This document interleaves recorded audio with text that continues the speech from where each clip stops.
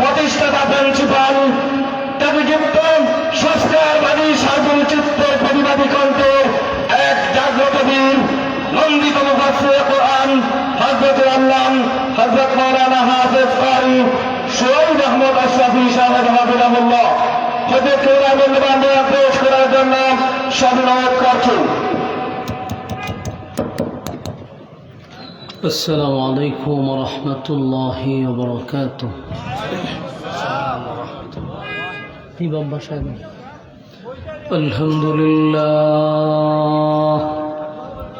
الحمد لله الأكرم الذي خلق الإنسان وكرم وعلمه من البيان ما لم يعلم فسبحان الذي لا يحصى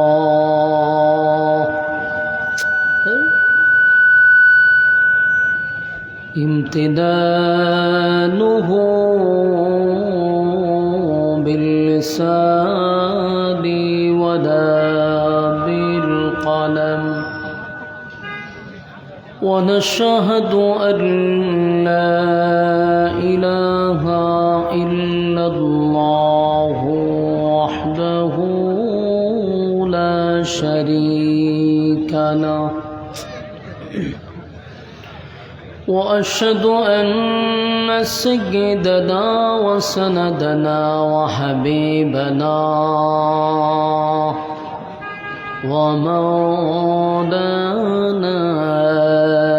محمدا عبد الله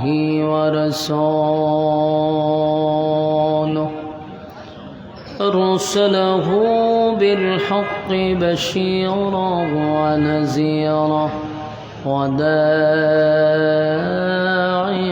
إلى الله بإذنه وسراجا منيرا. أما بعد فأعوذ بالله من الشيطان الرجيم. কিরে ভাই, হ্যাঁ স্টেজে তো সাউন্ড নেই।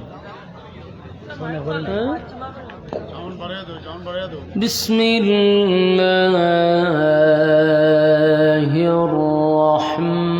الرحمن الرحيم. إنا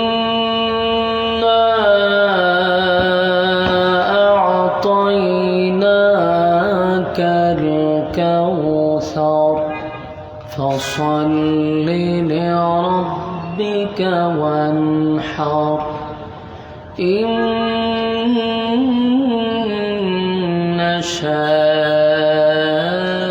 شانئك هو الأبتر. صدق الله العظيم. درود شريف পড়েন اللهم صل على محمد وعلى آل محمد كما صليت على إبراهيم وعلى آل إبراهيم إنك حميد مجيد. اللهم بارك على محمد وعلى নয়েজ বন্ধ করুন, নয়েজ দিতেছে। ইন্নাকা হামিদুম মাজিদ। আলহামদুলিল্লাহ। বাহারা দুবাগ গ্রামবাসীর উদ্যোগে মরহুম হাজী মাওলানা খবির উদ্দিন রহমতুল্লাহ আলাই গ্রামের মুর্দাগানের রুহের মাগফিরাত কামনায় ওয়াজুদুয়ার মাহফিলের সম্মানিত সভাপতি বিশিষ্ট মুরব্বী জনাব মোহাম্মদ আঙ্গুর মিয়া সাহেব, আজকের মাহফিলের প্রধান আলোচক যিনি বয়ান করেছেন সুলতানুল ওয়াইজিন আল্লামা খালেদ সাইফুল্লাহ দামাত বারকাতুহুম, আপনাদের সামনে নসিহত পেশ করেছেন। আমরা যার আমন্ত্রণে এখানে উপস্থিত, লন্ডন প্রবাসী জনাব কয়েস আহমদ সাহেব প্রবাস থেকেই যোগাযোগ করতেছেন। দীর্ঘ অক্লান্ত পরিশ্রমের মাধ্যমে আপনাদের এই আয়োজনটা সম্পূর্ণ হয়েছে। আপনারা যদি আগামীকাল পর্যন্ত বেঁচে থাকেন, তাহলে এখন যেইভাবে রাস্তাঘাটে আড্ডা এবং গল্পতে ব্যস্ত আছেন, এটা বেঁচে থাকলে কালকেও আপনারা গল্প আড্ডা মারতে পারবেন। যেহেতু কালকে পর্যন্ত বাচ্চা থাকলে এই সুযোগ আপনাদের হাতে আছে। কিন্তু কালকে যদি বেঁচেও থাকেন, এই মাহফিলটাতে বসার কোনো সুযোগ নাই, কারণ এই মাহফিলটা আগামীকালকে হবে না। তাই আপনাদের উচিত ফ্যান্ডেলে বসে যাওয়া। দীর্ঘক্ষণ সময় মাহফিলটা চলতেছিল, সমাপনী সময় একেবারে শেষ প্রান্তে আমি আপনাদের সামনে উপস্থিত হয়েছি। আপনাদের ধৈর্যের উপরে কিছু কথা উপস্থাপন করার চেষ্টা করব। রব্বি করিম যেন বলনেওয়ালাকে বলার তৌফিক দান করে, শুননেওয়ালাকে শ্রবণ করার তৌফিক দান করে, আমিন। সম্মানিত সুধী, যেহেতু রাত অনেক, আমরা লম্বা সময় নিয়ে আপনাদেরকে বিরক্ত করব না। ধৈর্যের সাথে আমরা কিছু সময় বসে যাই। আপনাদের বসা কারণে বক্তার কথা বলার আগ্রহ উৎসাহ তৈরি হয়। আপনাদের এলোমেলো বক্তার কথা বলার আগ্রহ উৎসাহ নষ্ট করে দেয়। এই জন্য আমরা ধৈর্যের সাথে মেহরবানি করে মজলিসে বসে যাই। আল্লাহ রাসূল বলেন, নাজালাত আলাইহিমুস সাকিনা। কোনো দিনই মজলিসে যখন কেউ বসা থাকে, উপর থেকে সাকিনা রহমত নাজিল হয়। রাস্তাঘাটে দোকানপাটে কিন্তু এই সাকিনাও নাই, রহমতও নেই। মেহরবানি করে আমরা ফ্যান্ডেলে বসে যাই। আমি আপনাদের সামনে কোরআনের 114 সূরার মধ্যে সবচেয়ে ছোট্ট একটা সূরা আপনাদের সামনে তেলাওয়াত করছি। বর্তমানে যে মাসটা চলতেছে এটা হলো রজব মাস। এই মাসকে কেন্দ্র করেই আমি আপনাদের সামনে সূরাটি তেলাওয়াত করছি। কোরআনের মধ্যে সবচেয়ে ছোট সূরা। এই সূরাটা কেন নাজিল করল, কোন কারণে, কোন প্রেক্ষাপটে, কোন ঘটনাস্থলে, এর বিস্তারিত সংক্ষেপে আলোচনা করার চেষ্টা করব ইনশাআল্লাহ।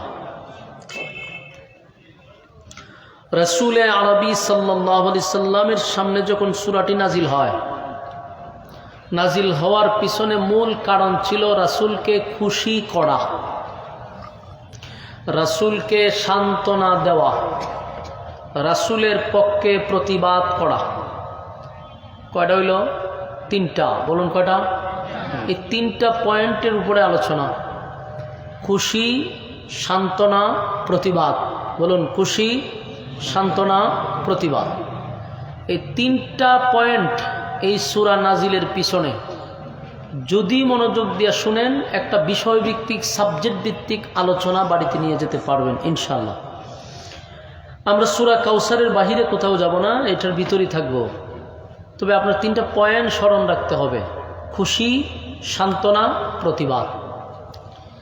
এই সূরা নাজিলের পিছনে মূল যে কারণ ছিল, এটা হলো রাসূলকে আল্লাহ এই সূরা নাজিল করে খুশি করছে, রাসূলকে সান্ত্বনা দিছে, রাসূলের পক্ষে প্রতিবাদ করছে।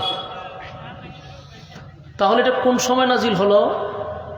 রাসূলের 63 বছরের জীবনীর, হায়াতের 63 বছরের জীবনীর সবচেয়ে কষ্টের সময়, সবচেয়ে বেশি কষ্টের সময়টাতে আল্লাহ এই সূরাটা নাজিল করছে।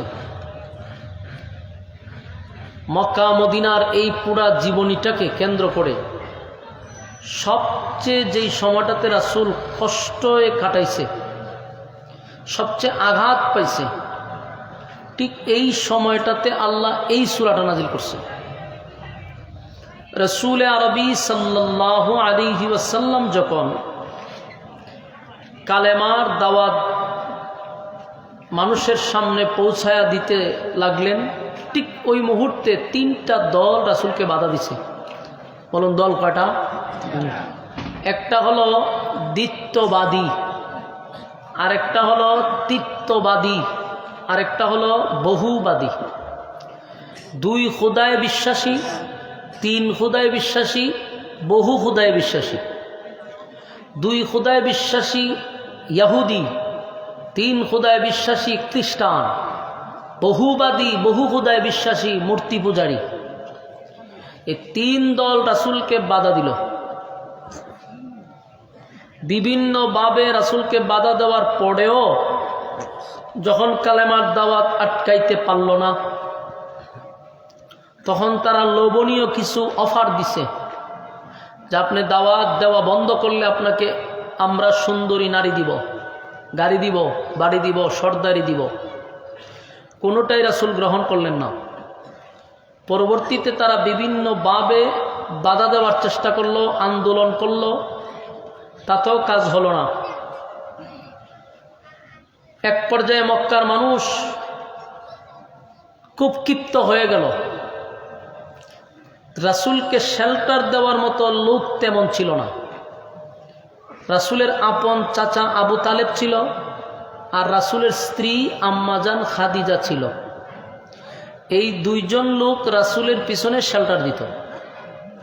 এই 2 জন লোক রাসূলের পাশে দাঁড়িয়ে থাকলে কথা বলার সাহস কারো ছিল না। পাওয়ারফুল একজন নেতা আবু তালেব, আর সকল গুণে গুণান্বিত হইল আম্মাজান খাদিজা। এই জন্য মক্কার মানুষ 2 জনকেই ভয় পাইত। তাদের সামনে দাঁড়ায় কথা বলার যোগ্যতা ছিল না। আল্লাহ রাসূল যখন দাওয়াত দিত, 2 জন যখন দুনিয়াতে ছিল, তখন গালমন্দ করত ঠিক, কিন্তু আঘাত করার সাহস পায় নাই। ঘটনাক্রমে আবু তালেব দুনিয়ার থেকে বিদায় হয়ে গেছে। রাসূল একটা আঘাত পাইছে। আঘাতগুলি হাতে গণবেন। এর কিছুদিন পরে আম্মাজান খাদিজা দুনিয়ার থেকে বিদায় হয়ে গেছে। আঘাত হইল 2টা সাইড রাসূলের চলে গেল, যারা রাসূলকে শেল্টার দিত। এই 2 জন লোক যখন চলে গেছে, মানসিকভাবে রাসূল ভাঙা পড়ছে। মক্কার পরিস্থিতি এখন ভয়াবহ হয়ে গেছে। এতদিন তো শুধু গালি দিত, যখন এই 2 জন ব্যক্তি দুনিয়ার থেকে বিদায় হয়ে গেছে, তখন মক্কার পরিস্থিতিটা হয়েছে মারমুখী। তারা এখন সিদ্ধান্ত নিছে রাসূলের উপরে আক্রমণ করবে, রাসূলকে তারা বাধা দিবে, হামলা করবে। পরিস্থিতি এমন একটা পর্যায়ে গেছে, আল্লাহ রাসূল বুঝতে পারছে যে লক্ষণ মক্কার বেশি ভালো না, কিন্তু কালেমার দাওয়াত তার বন্ধ করা যাবে না। আল্লাহর পক্ষ থেকে রাসূলকে পাঠাইছেন এই মিশন নিয়ে, এটা সাকসেস করতে হবে। আল্লাহ রাসূল চিন্তা করলেন, যেহেতু মক্কার পরিস্থিতি এখন ভয়াবহ, দাওয়াত দিতে গেলে তারা বাধা দিবে, আমাদের উপরে আঘাত করবে, নির্যাতন করবে, কিন্তু দাওয়াত তার বন্ধ করা যাবে না। রাসূল সিদ্ধান্ত নিল, মক্কার পরিস্থিতিটা একটু শিথিল হলে আবার শুরু করব কালেমার দাওয়াত।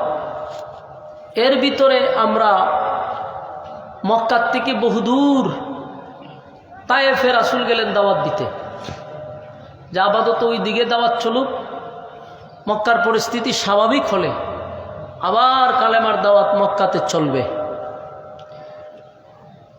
ঘটনা সবাই জানেন, আমি শুধু রাসূলের পরিস্থিতিটা আপনাদেরকে বোঝানোর জন্য একটু একটু টাচ দিয়ে যাব। তায়েফে কালেমার দাওয়াত নিয়ে যাওয়ার পরে কি ঘটনাগুলি ঘটছে আপনাদের জানার কোনো বাকি নেই।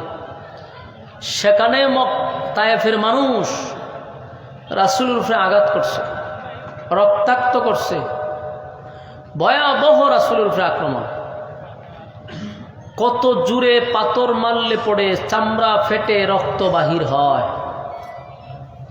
আমার কথা আপনারা বুঝেননি?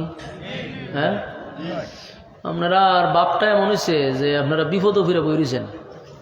হ্যাঁ, লক্ষণ এরকম ভয়। কেউ বাউন্ডারি এই বাজু, কেউ বাউন্ডারি এই বাজু, কেউ গেটের সামনে দাঁড়ায় দেখতেছে, কেউ দূর থেকে দেখতেছে। যেমন বোঝা যায় আমি অন্য এক গ্রহর থেকে আইছি, একজন একভাবে দাঁড়ায় দাঁড়ায় আমরা দেখতেছি। আমি ফুরান মানুষই, আপনারা বয়ে যেতে পারেন, অসুবিধা নেই। মেহরবানি করে বসেন। আপনারা যত সুন্দর করে বসবেন তত আলোচনা গুছালো হবে। আর এই পরিস্থিতি থাকলে একটা বক্তার কোনোভাবেই আলোচনা ওঠা সম্ভব না, কথা বলার আগ্রহ এরকম থাকে না। এই জন্য সুন্দরভাবে বসা যান, যেন আমারও কথা বলার একটু আগ্রহ তৈরি হয়। আপনারা কয়েস ভাই অনেক মহব্বত করে দাওয়াতটা দিছে, ভালোবেসে দাওয়াতটা দিছে। আমিও ব্যস্ত মানুষ। আপনাদের সিলেট আমার বিভাগ হইল, আমি সিলেটে প্রোগ্রাম খুব কম করি। আমি দূর দূরান্তে চলে যাই, আমার জন্য বালা। কারণ দূরে গেলে আমার এই দৃশ্য দেখতে হয় না। কথা বুঝতেছেন? এই দৃশ্য আমার দেখতে হয় না। তো এই জন্য আমি আমার দূরে প্রোগ্রাম করি, বিভিন্ন ডিস্ট্রিক্টের মানুষ নিয়ে যায়। এটাই বালা, এখন যা বুঝলাম। কারণ আমি আইলে যদি আপনারা মুতে ধরে, আপনারা আইলে যদি বাথরুমে ধরে, তো মহা সমস্যা, ঠিক না? এই জন্য বাবা আমি সিদ্ধান্তটি নিছি যে আমার দেখলে যাতে আমরা বাথরুমও দৌড় না লাগে, মুতেও যাতে না ধরে, আমি দূরে তাহাটাই বালা। তো একজন মহব্বতের মানুষের দাওয়াতে আসছি, এখন যদি আপনারা আমার সাথে এই বকর চকর করেন তাহলে তো অত্যন্ত দুঃখজনক। খেরে আপনারা বাইরে দাঁড়া রয়েছেন, ভিতরে জায়গা তুইয়া আপনারা বইলে পরিবেশটা সুন্দর হইলে আমারও কথা বলতে ভালো লাগতো। আচ্ছা যাক, এরা যদি বেশি হয়ে ভিতরে ঢুকতো তারপরে হবো তো জায়গা। হ্যাঁ, সালামালকে দিয়ে পরে যাবো। বসেন বসেন ইনশাআল্লাহ। গড় থেকে যেহেতু বাইরেছেন মাহফিলের নিয়তে, তো উচিত মোনাজাত দিয়া যাওয়া, ঠিক না? মাহফিল শেষ করে যাওয়া, এটা উত্তম। গিয়ে কি করবেন? ঘুমাইতেন তো নাই। এই জন্য মেহরবানি করে একটু বসে যান। আর আমিও আপনাদের এখান থেকে খুব ঘন ঘন আসবো, বিষয়টা এরকম না। বসেন। তো একটু খেয়াল করেন আপনারা। এক, কষ্ট পাইছে, খাদিজা চলে গেল। 2, চাচা চলে গেছে। 3 নম্বর কষ্ট রইল তায়েফের ময়দানে রাসূলকে এমনভাবে রক্তাক্ত করছে যে আল্লাহ রাসূল বেহুশ হয়ে গেছে। আবার রাসূলকে দাঁড় করেছে, আবার মারছে। নবীর শরীরে কোনোদিন একটা মশা মাছি বসে নাই, সেই শরীরটার মধ্যে তারা আঘাত করছে। অনেক কষ্ট নিয়া আল্লাহর রাসূল আবার মক্কাতে আসছে। বলুন আঘাতের সংখ্যা কয়টা? মনোযোগ দিয়ে শুনেন, তাহলে আর 2টা হইতেন না। মনোযোগ নাই দিকে আর 2টা হয়েছেন, এলেন মনোযোগ দিয়েন। আঘাতের সংখ্যা হইল 3টা। মক্কায় আসছে অনেক কষ্ট নিয়ে, কিন্তু দেখেন উচিত ছিল রাসূলকে সান্ত্বনা দেওয়া যে আপনি এত আঘাতপ্রাপ্ত হয়েছেন, রক্তাক্ত শরীর নিয়ে রাসূল মক্কায় আসছে। একটা মানুষ রাসূলকে সান্ত্বনা দিল না। রাসূল নবী সাল্লাল্লাহু আলাইহি সাল্লাম মক্কাতে আসার কিছুদিন পরে ওদের মোবাইলের মধ্যে গান বাজে খার।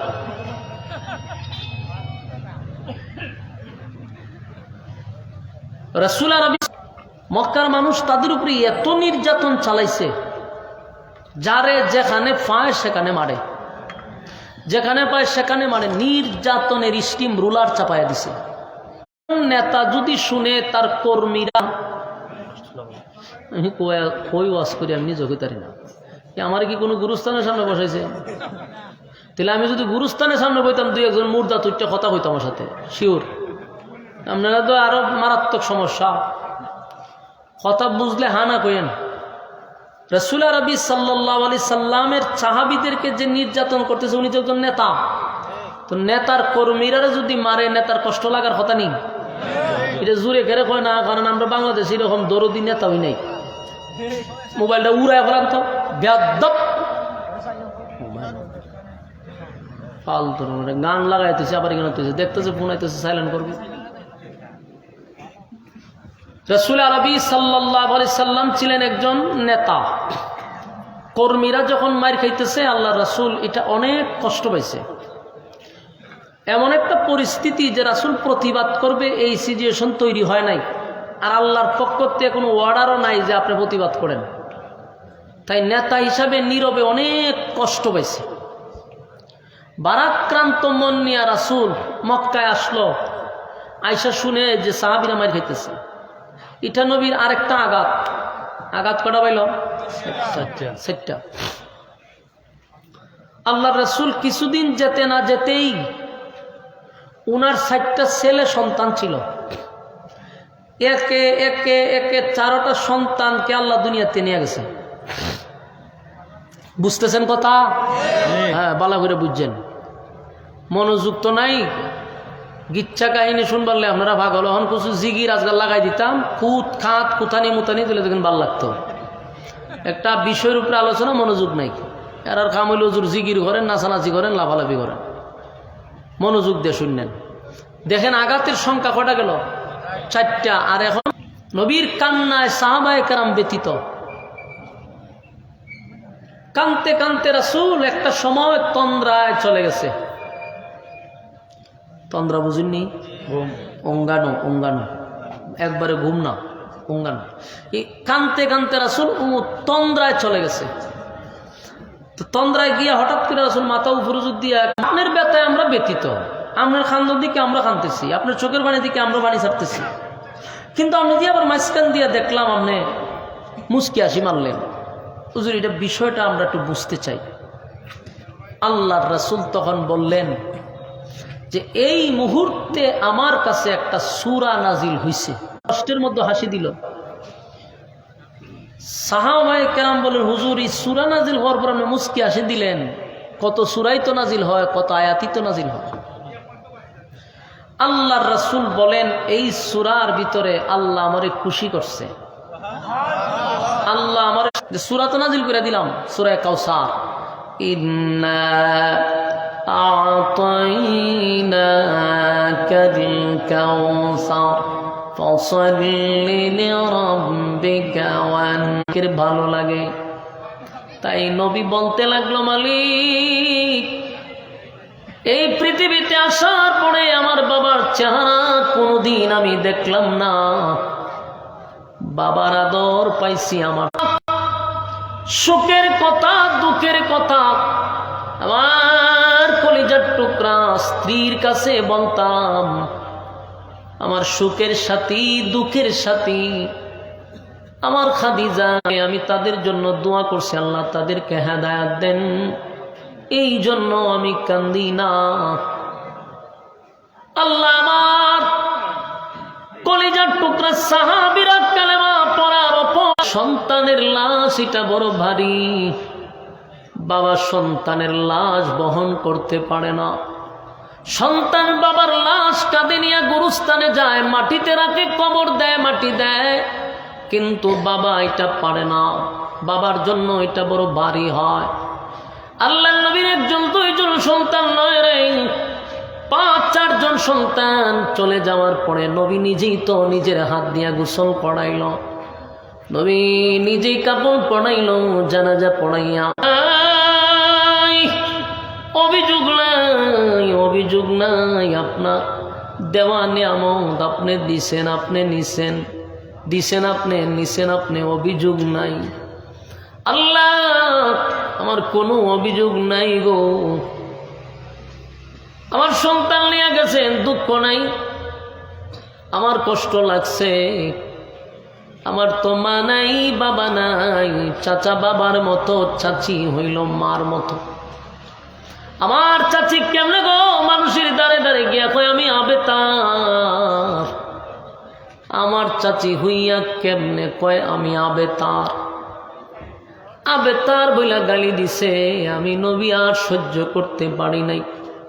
মানুষ আমারে গালি দিলে কষ্ট লাগে না, কিন্তু নিজের আপন চাচি মানুষের কাছে গিয়া হয় আমি আবেতার। আল্লাহ এটা আমার মারাত্মক আঘাত লাগছে, আমার আবে তার বইলা গালি দিছে। আল্লাহ তখন নবীরে বলে, বন্ধু চোখের পানি মুছেন, তায়েফ থেকে মায়ের খাইছেন, রক্তাক্ত হইয়া মক্কায় ফিরছেন, কেউ আপনার সান্ত্বনা দিল না, আপনার পাশে কেউ দাঁড়াইল না, মনে আপনার কষ্ট আছে বন্ধু, আমি জানি বন্ধু, আপনার সন্তানগুলারে নিয়ে গেছি, মনে আপনার কষ্ট আছে, বাবা হিসাবে আপনার মনে একটা আঘাত লাগছে।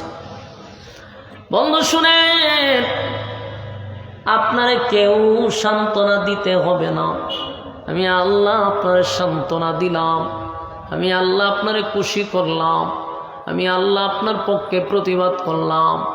তাই তো আমার মালিক তখন সূরা কাউসার নাজিল করে। নবীর সবচেয়ে কষ্টের সময়, সবচেয়ে কষ্টের সময়, সবচেয়ে একেবারে সংকটময় সময়, কেউ যখন নবীর কাছে ছিল না, ব্যথায় নবী ব্যতীত ছিল, গোটা মক্কা যখন নবীর বিরুদ্ধে চলে গেল, আল্লাহ তখন সূরা কাউসার নাজিল করে বলে, ইন্না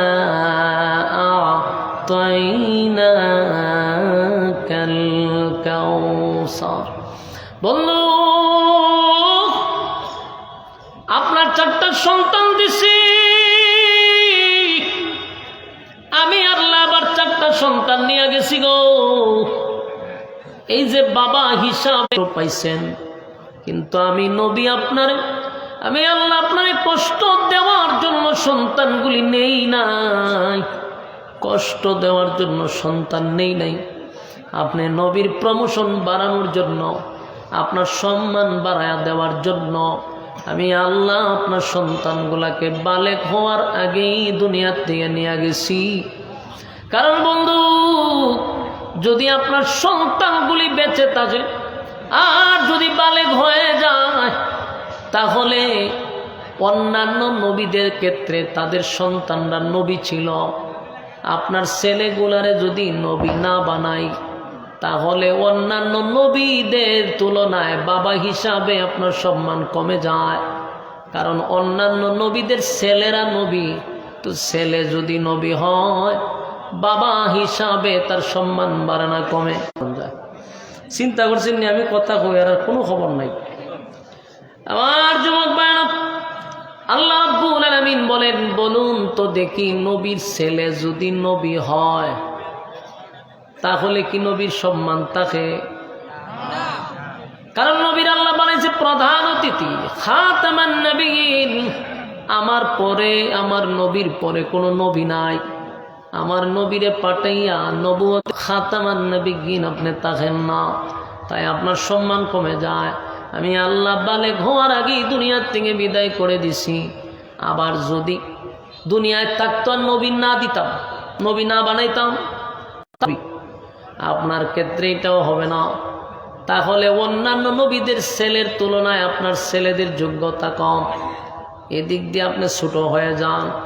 তাই আমি আল্লাহ আপনার ছেলেগুলারে বালেক হওয়ার আগে, নবীর ছেলেও ছিল, মেয়েও ছিল, ছেলেও ছিল, মেয়েও ছিল, তারপরেও বেঈমানরা নবীর আবে তার কয়। আর আল্লাহ যদি ছেলে না দিত রে, তাহলে আরো বেশি কইতো, ঠিক নেই? আমার নবীর আল্লাহ ছেলেও দিল, মেয়েও দিল, ছেলে না,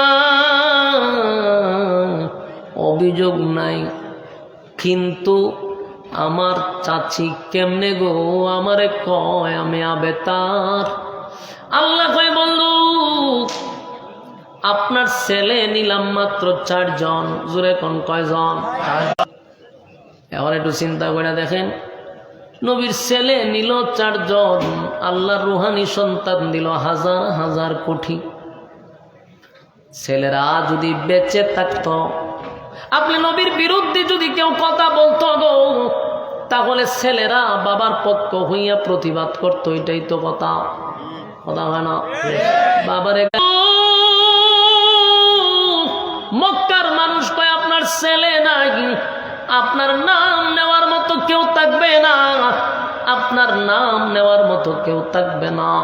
আপনার বংশ থাকবে না, আপনার নাম মানুষ ভুলে যাবে। না বন্ধু না, নিলাম তো 4 জন, দিলাম যে কোটি কোটি হাজার কোটি। আমরা নবীর কি? আমরা নবীর রুহানি সন্তান। বলুন, রুহানি সন্তান হিসাবে আমাদের দায়িত্ব কি? বাংলাদেশের টেকনাফ থেকে তেতুলিয়া যদি কোনো এক জায়গায় নবীর বিরুদ্ধে কেউ কথা বলে, নবীর ইজ্জতের উপরে যদি কেউ হামলা, কেউ কথা বললে, রুহানি সন্তান প্রতিবাদ করবে, জীবন দিবে, হাসতে হাসতে চলে যাবে, কিন্তু আপনার ইজ্জত জমিনে নষ্ট করতে দিবে না। সম্মানিত শুধু নামের আগে নাম লাগাইছেন আপনারা আশেকে রাসূল। আশেকে রাসূলের অভাব নাই, কিন্তু আপনারা আশেকে রাসূলগুলো যাই না রাখা দরকার। আমরা শুধু নবীর নাম বিক্রি করে খাইলে চলবে না। কথা বুঝতেছেন? নবীর নাম বিক্রি করে খাওয়াইন না লোক অনেক আছে, পাওয়া যায় না, মিছিলে পাওয়া যায় না, মিটিংয়ে পাওয়া যায় না, আন্দোলনে পাওয়া যায় না। যাদেরকে নবীর দুশমন বলে গালি দেয়, তারা নবীর বিরুদ্ধে কথা বললে রক্ত দেয়, জীবন দেয়, রাজপথে যায় নবীর ইজ্জত রক্ষা করার জন্য। এই জন্য নবীর নাম বিক্রি করে আর কত খাইবেন, কতদিন চলবেন? আমাদের উচিত আমরা নবীর রুহানি সন্তান হিসাবে এই জমিনে, আল্লাহর নবীর বিচার হয় না 54 বছর ধরে। বাংলাদেশে বিচার হয় না কত বছর ধরে? হ্যাঁ, কথার উত্তর দিয়ে সব আওয়ামী লীগ বইরিছে এসে। হ্যাঁ, কথা বুঝেননি আমার? 54 বছর ধরে আজ পর্যন্ত বলতে পারবেন বাংলাদেশে নবীর বিরুদ্ধে গালি দেওয়ার কারণে কারো ফাঁসি হয়েছে? হয় নাই। এদেশে যদি নেতার বিরুদ্ধে কথা বলা হয় তাহলে 24 ঘন্টা যায় না এই লোকটারে 24 ঘন্টার ভিতরে খবর দিয়ে উপরে ফুল গাছ লাগাইতে রাখে। ঠিক না? ঠিক। গত 16 বছর মুজিবের বিরুদ্ধে যদি কেউ কথা বলছে, এ দেখবেন হঠাৎ করে নাই কি হয়েছে, খবর গাছ উঠে আছে। আপনি এখন এই প্রেক্ষাপটে যদি জিয়ার বিরুদ্ধে গালি দেন, তারেকের বিরুদ্ধে গালি দেন, আমরাও নাই, আমরাও গায়েব। তার মানে বোঝা গেল নেতারে তোমাদের গালি দিলে তোমাদের কষ্ট লাগে। তো আমাদের নেতা মুহাম্মদুর রাসূলুল্লাহ সাল্লাল্লাহু আলাইহি ওয়াসাল্লাম, আমাদের নেতার বিরুদ্ধে কথা বললে আমাদের মেজাজ গরম হয়, আমাদের মনটা চায় তোমার জিহ্বা কুত্তার নাস্তা বানায়া দেই। কারণ 54 বছরের ভিতরে এই জমিনে নবীর দুশমনদের বিচার হয় নাই। এখন থেকে আমরা সিদ্ধান্ত নিছি, নিজেদেরকে তো আমরা দাবি করি 96% মুসলমান দেশ, ঠিক না? গর্বের সাথে বলি, আন্দোলনে বলি যে আমরা 96% মুসলমান, অথচ 96% মুসলমানের দেশে আমরা সংখ্যালঘু হিসাবে বাস করতেছি। আমার নবীর বিরুদ্ধে গালি দিলে বিচার হয় না, কোনো মালুরে গালি দিলে বিচার হয়। হ্যাঁ, মালুরে গালি দিলে বিচার হয়। মালুর উপরে আক্রমণ করলে সাথে সাথে দাদা সহ কেপটা যায়, এটার বিচার আছে। আর আমার দেশে থেকে আমার নবীর বিরুদ্ধে কথা বললে বিচার হয় না। প্রশাসন তোমরা বিচার করো না বিদায় জাতি এখন বিচার হাতে তুলে নিছে। তোমরা যদি সঠিক বিচার করতা, জনগণ আইনের উপরে শ্রদ্ধা করে বিচার হাতে নিত না। তোমাদের টাল বাহানা দেখতে দেখতে মানুষ চিন্তা করে এই লোকটার যদি ছেড়ে দেয়, পুলিশের কাছে গেলে পুলিশ আবার এর ফটো 500 টাকা দিয়া নাস্তা করতে হতে পারে জিজ্ঞা। এই জন্য মানুষ তোমাদের প্রতি আস্থা হারাইয়া আইন নিজের হাতে তুলতে বাধ্য হয়। তাই আমাদেরও মেজাজ গরম। নবীর নামের সাইনবোর্ড লাগাইয়া যারা চলতেছেন তাদের উচিত এই দেশে আমরা একটা আন্দোলন করব যে আমরা নবীর বিরুদ্ধে গালি দিলে আর প্রতিবাদ করব না, মানববন্ধন করব না, আর কত করব, এখন থেকে আমরা নিজেরা বিচার করব। রাজি আছেন? বিচার করব আমরা। আর কত হেরারা তো দিতে দিতে এরা তো যদি আমরা একটা নবীরে গালি দিল, তাফাতা ধরে পুলিশের ধরেছেন, পুলিশের পিছনে দরটা ছেড়ে দেয়। ঠিক না বেঠিক? এই জন্য মানুষ আস্থা হারাইছে, আইন নিজের হাতে তুলে নিচ্ছে। সম্মানিত শুধু আল্লাহ কয় আপনার 4টা সন্তান নিছি, আপনি যে আঘাত পাইছেন আমি জানি বাবা হিসাবে কষ্ট পাইছেন, কিন্তু আমি যে আপনার 1000 কোটি রুহানি সন্তান দিছি, এরা আপনার সন্তানের মতো আপনার ইজ্জত রক্ষা করবে, এরা জীবন দিবে কিন্তু আপনার ইজ্জত নষ্ট করতে দিবে না। ঠিক না বে ঠিক?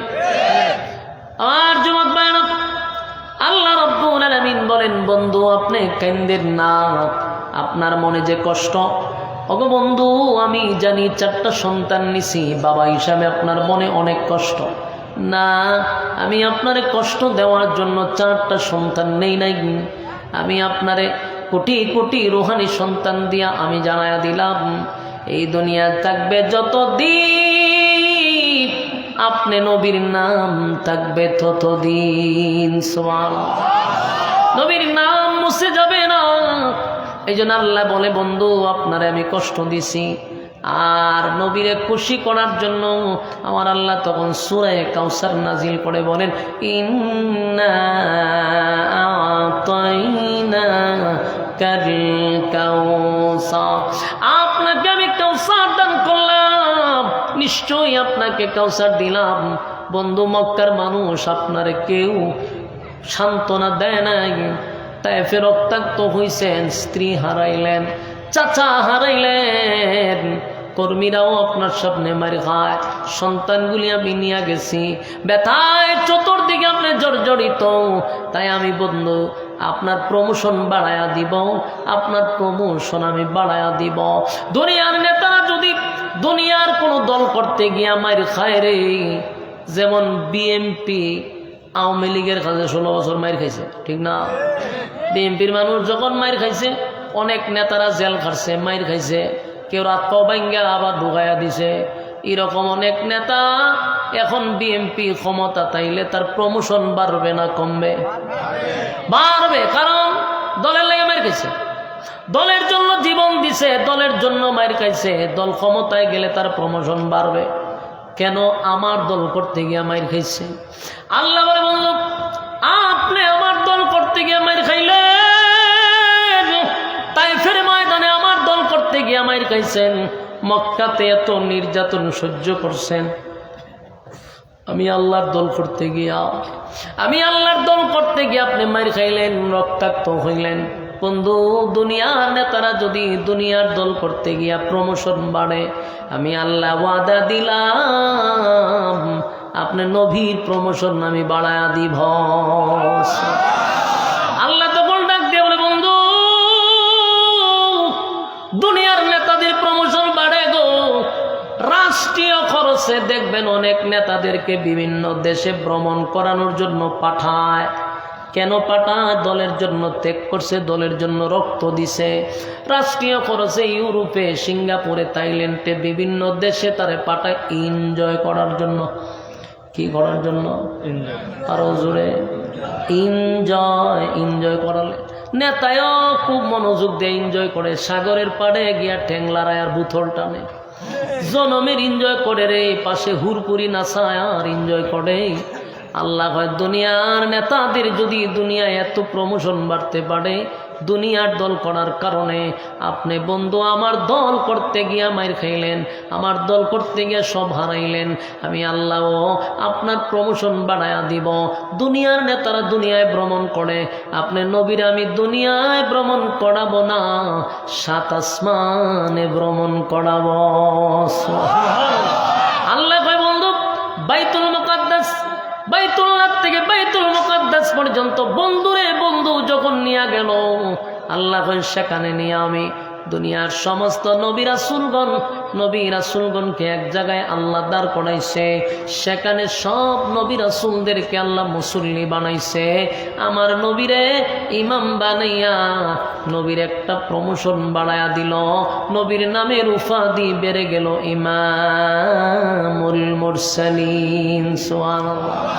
সমস্ত নবীদেরকে মুসল্লি বানাইয়া আমার নবীকে আল্লাহ দিল ইমাম বানাইয়া। এখানে নবীর সম্মান আর মর্যাদা বাড়ায়া দিছে।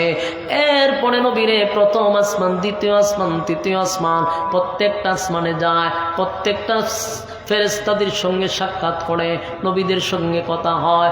7 আসমানে উঠাইয়া সব দেখাইল, সূর্য চন্দ্র বেদ করে নবী চলে গেলেন।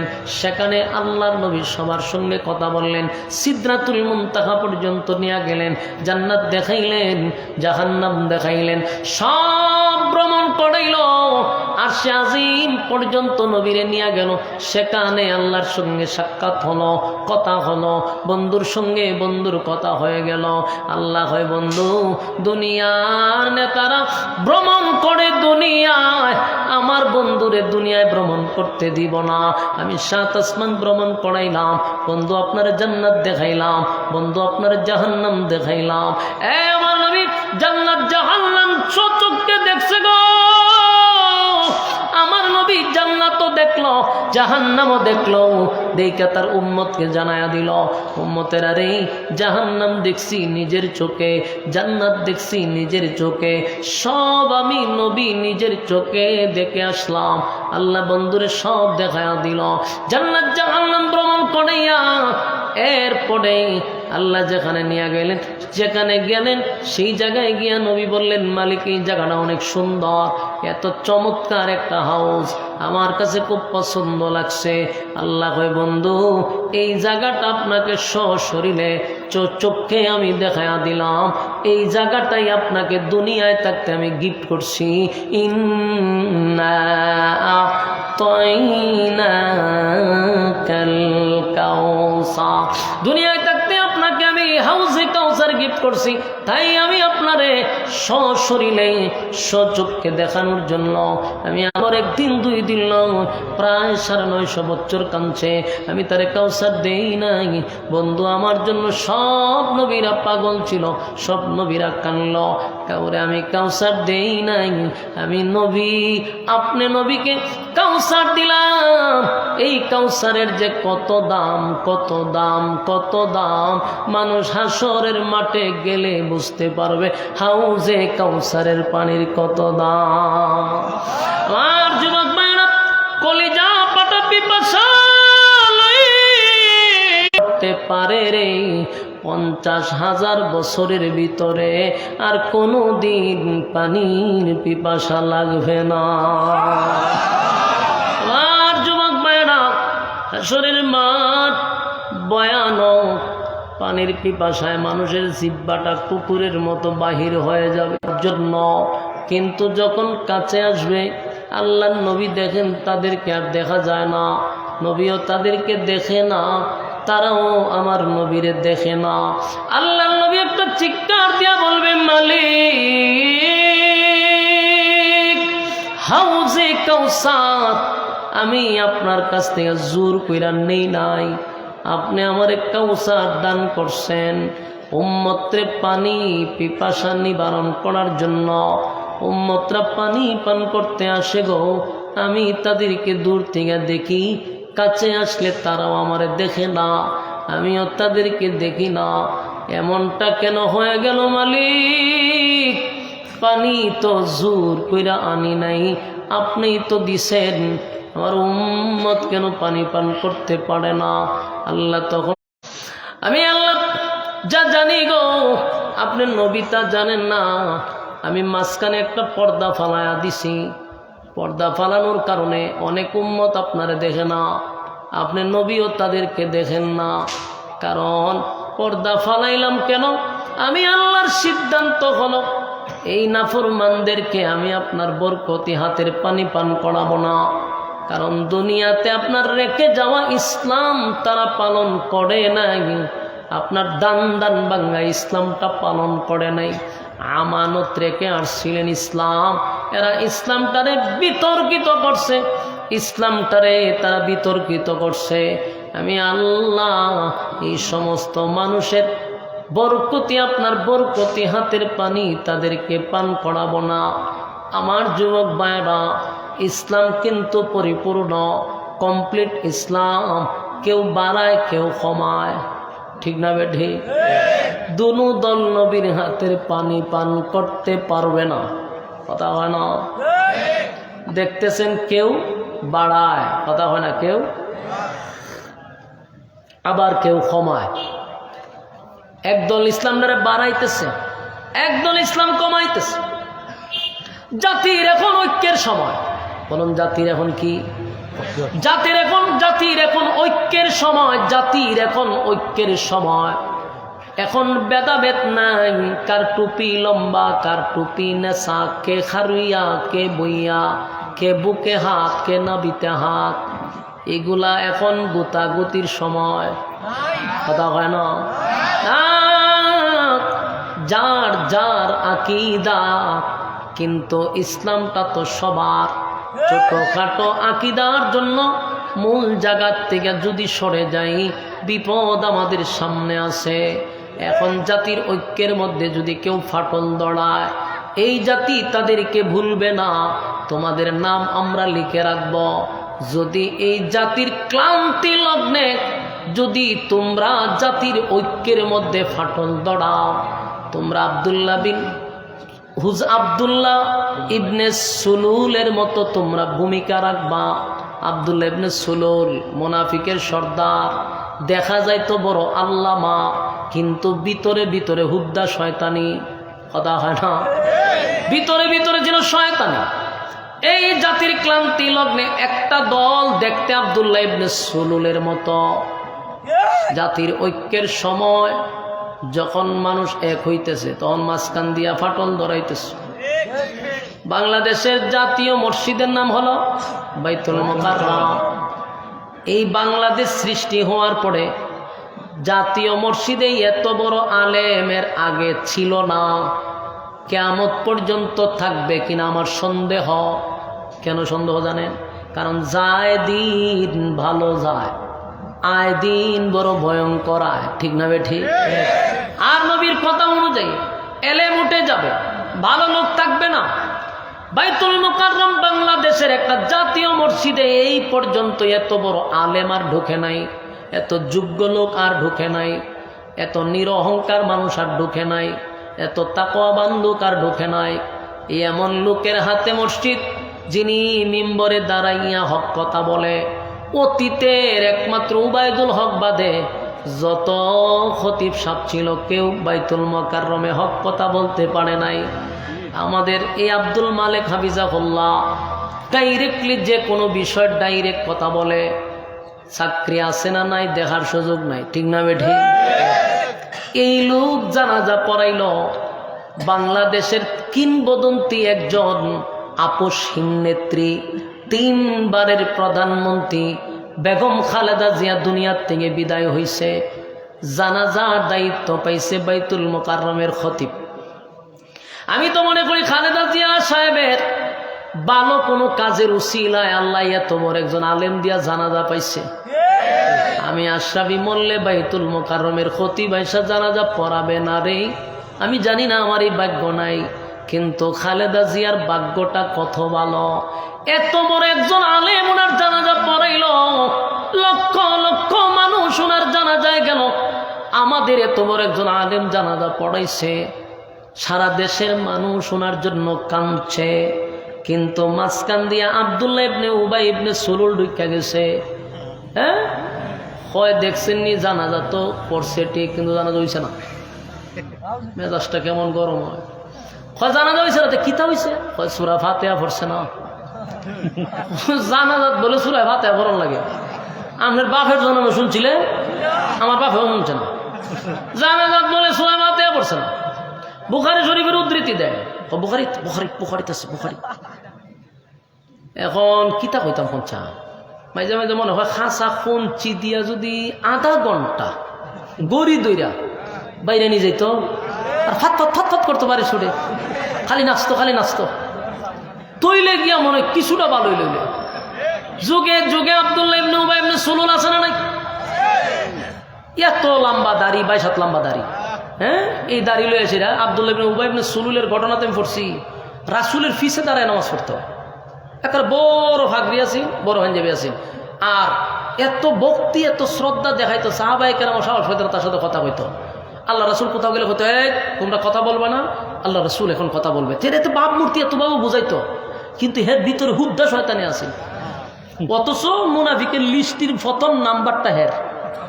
কারণ বাংলাদেশে কিন্তু আব্দুল্লাহ ইবনে উবাই ইবনে সুলুল আছে। ঠিক না ঠিক? বাংলাদেশে যখন ঐক্য হইল, জামাত চরমনাই, এই 2 জন বাগে আর বৈশের লড়াই। ঠিক না ঠিক? জামাত ও চরমনের নাম শুনতে পারছে না, চরমনে জামাতের নাম শুনতে পারছে না। এরকম একটা হাড্ডাহাড্ডি লড়াইয়ের মধ্যে এক হয়ে গেছে। আলহামদুলিল্লাহ হইতেন না? কল্পনা যেটা করি নাই সেটা হয়ে গেছে। তাহলে আর সমস্যা কি? জামাত, চরমনাই, খেলাফত, হ্যাঁ, যত দল আছে সব এক হয়েছে। এক হয়েছে না শুধু সুলুল, ইয়াদ হয়েছে না কে? এক হয়েছে না সুলুল, আব্দুল্লাহ ইবনে উবাই ইবনে সুলুলের দলেরা। এরা জাতির সব সময় ক্লান্তি লগ্নে এরা বাম হাতটা ঢুকাইয়া দেয়। এখন জাতির ঐক্যের সময় তারা বাম হাত ঢুকাই দিছে।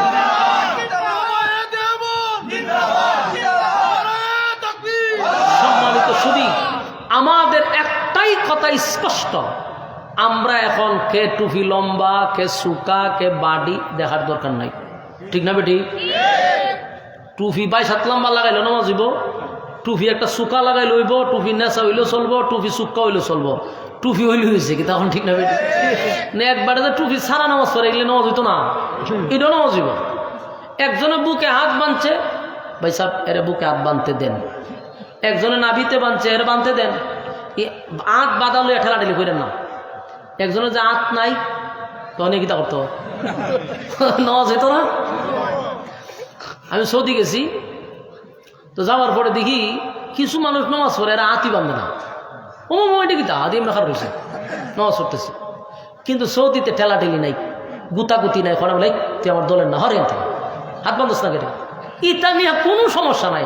চার মতো যে নামাজ পড়তেছে, আরে ভাই উদ্দেশ্য প্রত্যেকের দিলের খবর আল্লাহ বালা জানে। তুমি যেভাবে পড়তেছো পড়ো, আরেকবার পড়তেছে আচ্ছা পড়তে দে, এখানে গুতাগুতি করার দরকার নাই তো। যত গুতাগুতি ভাড়া ভাড়ি ঠেলা ঠেলি সব হইল বাঙার বাংলাদেশ। বাংলাদেশ দিয়ে কোনদিন জোড়া লাগবা আর আমার এত একটা বাজে মন মানসিকতা আমাদের, এত সংকীর্ণ আমাদের অবস্থা। আমাদের মধ্যে উদারতা খুব কম, আমাদের মধ্যে সংকীর্ণতা বেশি, ঠিক না বেটি? 1 নম্বর সমস্যা হলো আমরা মৌলবিডিয়া হইতারি না, খালি গুতাগুতি করে, ঠিক না বেটি?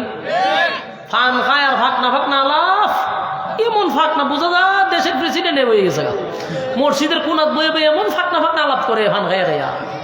ওরে বাবারে তুই তো ফাঁকনা হতা গোস করে রে ভাই, তোর মতো তুই চল, আরেকবারের মতো চলতে দোক, চলতে থাক, মাঝখানটা বাম আর ঢুকাইস না, না খালি ফাঁকনামি আলাপ। এগুলা কইরা আমাদের মধ্যে দূরত্ব বাজাইছে। এলে আমি মাঝে মাঝে দুঃখে কই, শখে কই না, আনন্দে কই না, দুঃখে কই কি তা জানি যে যা রাজনীতি শিখবার হইলে তোমরা জামাত থেকে রাজনীতি শিখো। আমার এই কথার সাথে বিএনপিও একমত। বিএনপির অনেক নেতারা কয় জামাত থেকে ডিসিপ্লিন শিখো। কেন? এদের মধ্যে ভাই গুতাগুতি কম, ভিতরে ভিতরে গুতাগুতি থাকলে এরা জীবনে প্রকাশ করে না। কথা বুঝতেছেন? এরা জাতিরে তামাশা দেখায় না, মানুষের হাসায় না। আমরা খুজুরা লেগে যাই, টুপি করতে আনছে রে, আমরা আকিদার না বাই করে দে, মসজিদে বাইরে দে, বাইরে দে, ঠেলা মেরে দে, ফেলাই দেওয়া উমা মাইতা খরচ কা দেখতারে না। ভিতর খারাপ কেন? সংকীর্ণ, ভিতরে উদারতা কম, এগুলা ভিতরতে সরাইতে হইব। আমরা বুক ফাইটটা দিব, আসেন এই জামাতে টেকনিকটা জানে, জানের কাছে আইন যা দিয়ে আপনার বুকও জড়াই ধরবো, ভিতরে হেতে সাতাও, কিন্তু উপর দিয়া তো হ্যাঁ আপনারা কলজার ভিতরে আর দিছে, ঠিক না? ঠিক এই অভিনয়টাও শিখেন। আমরা যারা কোন বলে এরা অভিনয় করে, আমি বললাম যে ও অভিনয় করে, তো অভিনয়টা তুমি শিখো না কেন? তুমি তো প্রকাশ্যে আরম্ভ করে তো বিরোধিতা। এই জন্য আমি মাঝে মধ্যে এরাতে রাজনীতি শিখেন। কথা বুঝতেছেন?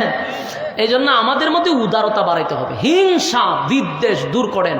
আমরা নিয়ে যেন মানুষ হাসাহাসি না করে, ঠিক না বেটি? হাসাহাসি কেন করবে? আমরা সবাই এক প্ল্যাটফর্মে দাঁড়াবো, আগামীর বাংলাদেশ ইসলামের বাংলাদেশ হবে, ঠিক কিনা? বলুন আগামীর বাংলাদেশ। কথা হয় না, কিসের বাংলাদেশ? চাই চাই ইসলামী সরকার চাই, চাই চাই কোরআনী শাসন চাই, চাই চাই ইসলামী সরকার চাই। আপনার আওয়াজ নাই, আপনারা চাই না? না গাইতাম আসলাম, কিন্তু আপনারা নকম দেখে বুঝলাম আপনারা চাইন না, তো কইতো তৈব। চাই চাই ইসলামী সরকার চাই, চাই চাই কোরআনী শাসন চাই, চাই চাই ইসলামী সরকার চাই, চাই চাই কোরআনী শাসন চাই। কামানের গোলা যেটা করবে না বোর, শান্তি সুখের দর কি যে মধুর। সন্ত্রাস মুক্ত পৃথিবী চাই, সন্ত্রাস মুক্ত পৃথিবী চাই, চাই চাই ইসলামী সরকার চাই, চাই চাই কোরআনী শাসন চাই, চাই চাই ইসলামী সরকার চাই, চাই চাই কোরআনী শাসন চাই। আগামীতে দেশ হবে ইসলামী দেশ, এক হও মুসলিম ভুলে বিদেশ। বিদ্বেষ থাকলে চলবে না, সব বলতে হবে। আগামীতে দেশ হবে ইসলামী দেশ, এক হও মুসলিম ভুলে বিদেশ। বিজয়ের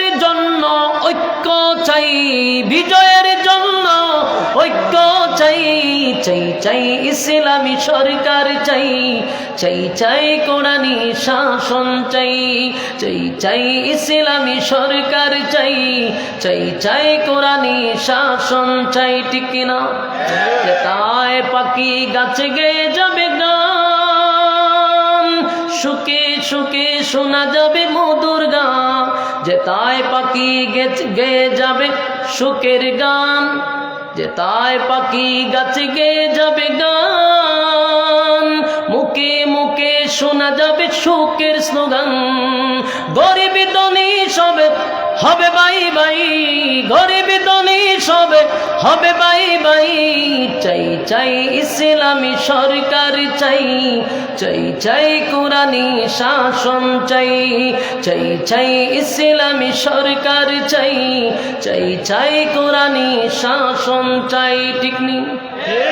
আমরা চাইনি, কথা কয় না, গরিব ধনী ভাই ভাই, ঠিক কিনা? বিজয়ের জন্য ঐক্য চাই, ঐক্য ছাড়া বিজয় হবে না। কারা কারা ঐক্য হইতে চান হাত তুল্লা দেখা দেন। লিল্লাহে তাকবীর, লিল্লাহে তাকবীর। রাজি আছেন ইনশাআল্লাহ? আমরা বিজয়ের জন্য ঐক্য চাই, ঐক্য চাই। আল্লাহ সবাইকে ঐক্যের ব্যানারে আসার তৌফিক দান করুক, সকলেই বলে আমিন। সম্মানিত সুধী, রাত অনেক হয়ে গেছে। আপনাদের আজকের এই মাহফিলটা করতে গিয়া যারা এর পিছনে জড়িত ছিল, অক্লান্ত পরিশ্রম করছে, আমরা সবার জন্য দোয়া করি আল্লাহ প্রত্যেকের ব্যবসা বাণিজ্য খামায় রোজগারে বরকত বাড়ায়া দিত। বিশেষ করে মরহুম খবির উদ্দিন, ওনার এই স্মরণে রুহের মাগফিরাত কামনায়, এলাকাবাসীর রুহের মাগফিরাত কামনায়, এবং আজকের মাহফিলের সভাপতি আঙ্গুর মিয়া সাহেব সহ এবং আমার ভাই ফয়েজ সহ যারা জড়িত সকলকে আল্লাহ দুনিয়া আখিরাতের ইজ্জত সম্মান দান করুক, আমিন, আল্লাহুম্মা আমিন। আলহামদুলিল্লাহি রাব্বিল আলামিন, والصلاة والسلام على سيد الأنبياء والمرسلين وعلى آله وصحابه أجمعين. اللهم بارك لنا في رجب وشعبان وبلغنا رمضان. رب ارحمهما كما ربياني صغيرا، رب ارحمهما كما ربياني صغيرا. রব্বুল আলামিন, আল্লাহ গভীর রাত হয়ে গেছে, নজুলে রহমতের সময়। আল্লাহ আপনার কুদরতি নজর দিয়া তাকান। সাদা সাদা দাড়িওয়ালা মুরব্বীরা হাত বাড়াইছে, কত হাজি সাহেবরা হাত বাড়াইছে, ছোট ছোট মাসুম বাচ্চারা হাত বাড়াইছে, পর্দার আড়ালের মা বোনেরা হাত বাড়াইছে, জাতির শ্রেষ্ঠ সন্তান হযরত উলামায়ে কেরামরা হাত বাড়াইছে। আমি গুনাহগার, নাগান্দা, নাফরমান, নালায়েক, অযোগ্য, দীর্ঘক্ষণ সময় আল্লাহ যা বললাম যা শুনলাম ভুল টুটি আপনি মাফ করে দেন। সওয়াবের হাদিয়া কোটি কোটি কোটি গুণ বাড়াইয়া বিশ্ব নবীর রওজা মুবারকে পৌঁছায়া দেন। আল্লাহ আমরা যারা হাত বাড়াইছি, আমাদের বাবা মা, দাদা দাদি, নানা নানি, শ্বশুর শাশুড়ি, আত্মীয় স্বজন, মহব্বতের মানুষ যারা অন্ধকার কবরে চলে গেছে, জানি না কোন অবস্থায় কোন হালতে আছে, মেহেরবানি করে গো তাদের কবরে আজকের সওয়াবের হাদিয়া পৌঁছায়া দেন। আল্লাহ মজলিসে অনেকের মা নাই, বাবা নাই, বাবা মার জন্য দোয়া চাইছে, আল্লাহ কবরে আল্লাহ আপনি সব পৌঁছায়া দেন। আমরা যারা হাত বাড়াইছি, আমাদের মধ্যে যে যে সমস্যার মধ্যে আছি, কেউ ঋণগ্রস্ত আছে, ঋণ থেকে মুক্তি দেন, কেউ অভাবে আছে, অভাব দূর করে দেন, কেউ পেরেশানিতে আছে, পেরেশানি দূর করে দেন। আল্লাহ আমাদের বাচ্চা কাচ্চা, বিবি বাচ্চাগুলার আপনি নেককার বানায়া দেন, আমাদের সন্তানগুলাকে আপনি নেককার বানায়া দেন। আল্লাহ আমাদের বিবি বাচ্চাগুলার নেককার বানায়া দেন, ঘরে রহমত বরকত আপনি দান করেন। রব্বুল আলামিন, আপনার দরবারে দরখাস্ত, এই মাহফিলটা যারা করছে, টাকা দিয়া, পয়সা দিয়া, বুদ্ধি দিয়া, শ্রম দিয়া, রান্না বান্না করে, যে যেমনে পারছে এই মাহফিলটার জন্য রাত দিন অক্লান্ত পরিশ্রম করছে, আল্লাহ যারা টাকা দিল দেশে বিদেশে গ্রামে গঞ্জে, আল্লাহ প্রত্যেকের ব্যবসা বাণিজ্য আপনি কবুল করেন। আল্লাহ প্রত্যেকের ঘরে রহমত বরকত দান করেন। এই মাহফিলটা যার স্মরণে আল্লাহ খবির উদ্দিন সাপ, আল্লাহ উনি দুনিয়ার থেকে বিদায় হয়ে গেছে, রুহের মাগফিরাত কামনায় মাহফিল, এলাকাবাসীর জন্য রুহের মাগফিরাত কামনায় মাহফিল। আল্লাহ বিশেষ করে ওনার কবরে সব পৌঁছায়া দেন। আমার ভাই কয়েস ভাই বিদেশে আছে, উনিও দোয়া চাইছেন, আল্লাহ সুস্থতার জিন্দেগি দান করেন। আল্লাহ ওনার হায়াতে আমলে বরকত দেন, ব্যবসা বাণিজ্য বরকত দেন। আজকের মাহফিলের সভাপতি সহ এই এলাকার যারা আছে আল্লাহ প্রত্যেকের দিনের খাদিম বানায়া দেন। আমরা এতক্ষণ যা বললাম যা শুনলাম নবীজির জুতার ধুলার বরকতে দুয়ারে কবুল করেন, নবীজির জুতার ধুলার বরকতে দুয়ারে কবুল করেন। আল্লাহ বিশ্বের মুসলমানদেরকে হওয়ার তৌফিক দেন, বিশেষ করে বাংলাদেশের আলেমদেরকে হওয়ার তৌফিক দান করেন। আল্লাহ বিশেষ করে বাংলাদেশের আলেমদেরকে হওয়ার তৌফিক দেন। আল্লাহ ঐক্য হওয়ার তৌফিক দান করেন। আল্লাহ বাংলাদেশের ষড়যন্ত্র হাত থেকে হেফাজত করেন। আল্লাহ এতক্ষণ যা বললাম আমার সঙ্গে যারা হাত বাড়াইছে কেউ রে খালি হাতে ফিরাই দিয়েন না। বড় আশা লইয়া দুইটা হাত ভিক্ষুকের মতো বাড়ায় রাখছে, একজন রেও আপনি খালি হাতে ফিরাই দিয়েন না। জীবনের সব গুনাহ মাফ করে বাড়ির দিকে পৌঁছায়া দেন। সুবহানা রাব্বিকা রাব্বিল ইজ্জাতি আম্মা ইয়াসিফুন ওয়া সালামুন আলাল মুরসালিন ওয়ালহামদুলিল্লাহি রাব্বিল আলামিন। আমিন।